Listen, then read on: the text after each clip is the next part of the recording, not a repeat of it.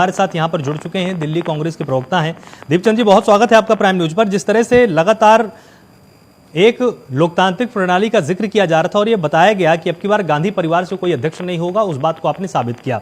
मल्लिकार्जुन खड़गे अब अध्यक्ष बनाए गए, लेकिन बीजेपी का आरोप है कि ये तो पहले से ही पता था कि अध्यक्ष कौन बनना, तो ये फिर चुनाव कैसा। पहला बिंदु उनका ये है, और दूसरा ये कि रिमोट कंट्रोल से अभी भी सब कुछ संचालित होगा, कुछ भी बदलने वाला नहीं है।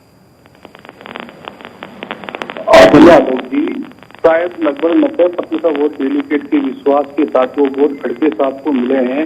ये लोकतंत्र की जीत है और देशवासियों के लिए कांग्रेस पार्टी की जीत है। मैं आपके प्राइम चैनल के माध्यम से खड़गे साहब को बहुत बहुत बधाई और शुभकामना देता हूँ।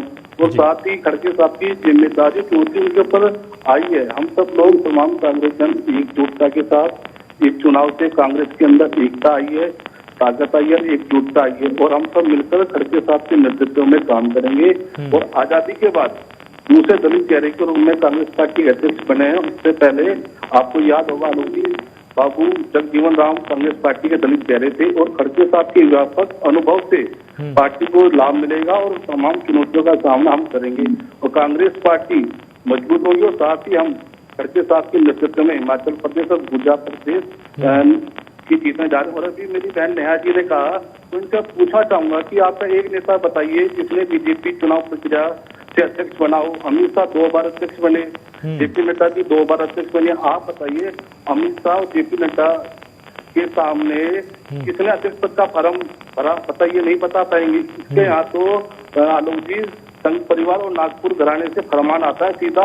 अगर हिम्मत है तो भारतीय जनता पार्टी में चुनाव करके देखिए, आपको पता लग जाएगा लोकतंत्र क्या है। देखो, आरोप और प्रत्यारोप आरोप लगाना अलग चीज है। पहले तो कहते थे कि इतने दिनों से ही गांधी परिवार का वहां पर कांग्रेस पार्टी में वंशवाद, अब वंशवाद भी खत्म हो चुका है। अब आज 22 साल के बाद गैर गांधी परिवार से अध्यक्ष बनाए तो उसमें भी इनको तकलीफ हो रही है।